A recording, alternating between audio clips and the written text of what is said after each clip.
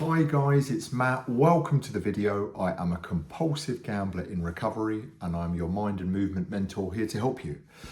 So I want to talk about just how easy it is to get suckered into gambling. Now, I'm a compulsive gambling addict, so I can't do it in moderation. I realise that not everybody is. For some people it can just be some harmless fun, and I respect that. Maybe that isn't so much the audience for this video, but regardless, it's worth acknowledging. But I do feel that there is a real fine line between a little bit of harmless fun and innocent gambling here and there, crossing over to quite a sinister line of quite a toxic relationship with it. So I remember I used to play fruit machines when I was younger, when I was not old enough to do so. So probably at age around 15, 16. I was 6 foot tall, about 15 years old. So I never usually had a problem for passing a little bit older than what I was. Used to play fruit machines, used to at the motorway service stations when I learned to drive, or when my friends were old enough to drive, we'd go there, get a McDonald's, play the fruit machines at 10, 11 o'clock in the evening, try and sneak into pubs, play the favourite ones, fish and chip shops, wherever that had a fruit machine. And I remember my first experience with the fixed odds betting terminal roulette machine was at a tote betting shop in Fleet in Hampshire, just on the high street in Fleet. And went in there, and I think I put £1 in, and I think I put it all on red 23 because I'm a huge Michael Jordan fan. And sure enough, it came in, that one spin with just £1 on it, only on that one number, came in at 35 to 1, got £36 back. And I remember just kind of thinking the horrible combination, in hindsight now, what was the horrible combination of, oh my God, this is so exciting and thrilling, but look how easy it is to make money at the same time. I'll never need to work again. Maybe I didn't think of it quite like that, but the seeds were planted for kind of both those directions to work in simultaneously. And I think even people that aren't gambling addicts have got experience where, I don't know, maybe they were playing a card game with someone and they went double or quits that one too many times, that kind of that human impulse of, I'm going to win in a second, my luck's kind of got to change. And it is just so easy to gamble way more money than you want to, at more of a frequency than you thought you were going to. And you've got to watch out for this.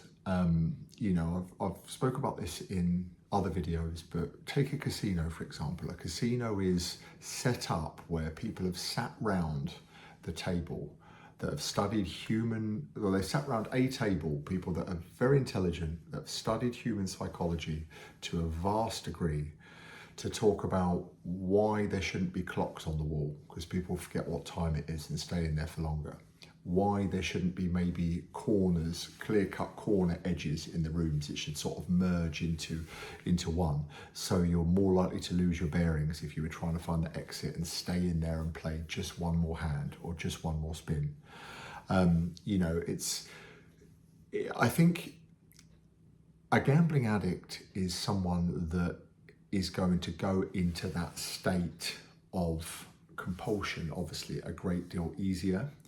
But there is that kind of that human behavior of just being a bit kind of frivolous. Like, as an example, if you were on holiday in Ibiza, you might spend way more money on a bottle of vodka at a table with an obnoxious gratuity charge just because you're there, because other people are doing it, and oh, whatever it is, we'll just pay it. Versus when you're at home, you might look at your budget a little bit more meticulously, and you might phone Sky TV and say, you've overcharged me by £5. My broadband's supposed to be 15, not 20. And you'd call and you'd wait in line on the phone call to kind of get that settled up. You can kind of get in that state.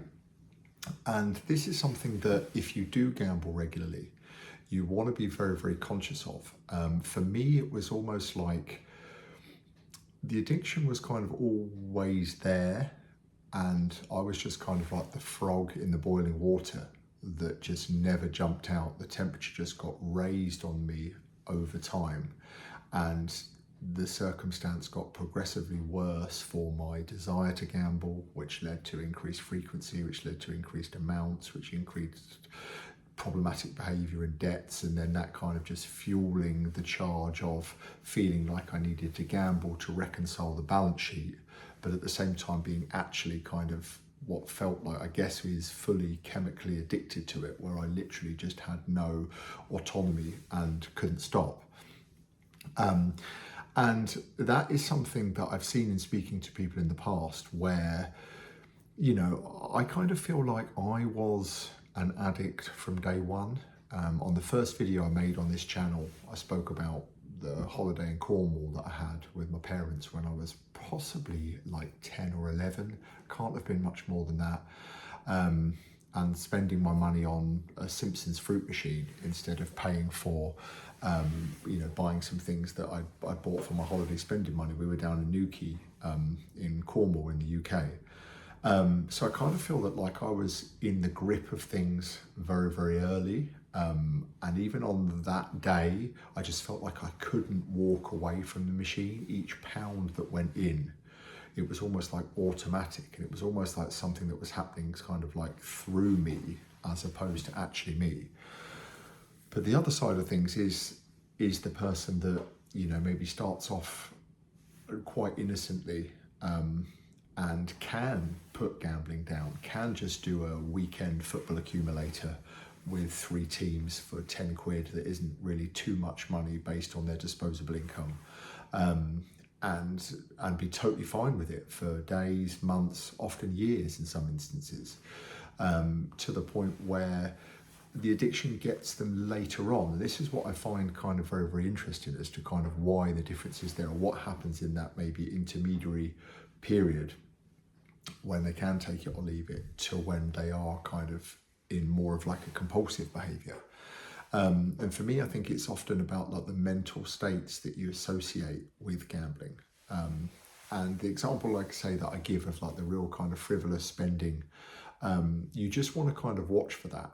I think a real good default position to have if you do gamble is to have like a real respect for your money, and almost be like take pride in being a bit frugal and a little bit stingy, and just think, you know, I work hard for this. Even if it's a fiver, I don't just want to throw it away. You know, I don't mind a little bit of entertainment or a grand national sweepstake here or there, but like, I just don't want to give my money away that I've worked hard for. I think that's a real good default position to be in, so that things just don't escalate for you if you feel like you are someone who's flirted with compulsive gambling behaviour in the past. This is a slightly different video because I realised that people who are of a compulsive nature, such as myself, it doesn't really feel like you have a choice. And even as I'm saying this now, I'm like, do I do the £1 bet? Do you do the £5 bet? It was like, for me, there was no choice. It was kind of like I was driven to gamble what would have been all of my money and everyone else's that I could get hold of on a just absolute autopilot addicted manner. And that might be you. You might notice some of those behaviours in yourself. If you do, please keep watching this channel. I make these videos for people who are like a younger version of me, and kind of the slightly abstract and off the wall ideas that you don't necessarily hear in kind of mainstream recovery advice, because I know that would have been tremendously important to me as I kind of rebuild in recovery, which I'm in now. So as always, all over the place with different topics and different subjects. But if you enjoy the video, please give me a like. I'd love to hear comments with your personal experience. I'll reply to all of them. And please subscribe. It helps me support the channel, reach more people, and I feel that's very valuable. This information needs to be out there for people who need it. So thanks so much for watching. I will see you in the next video very soon. Take care.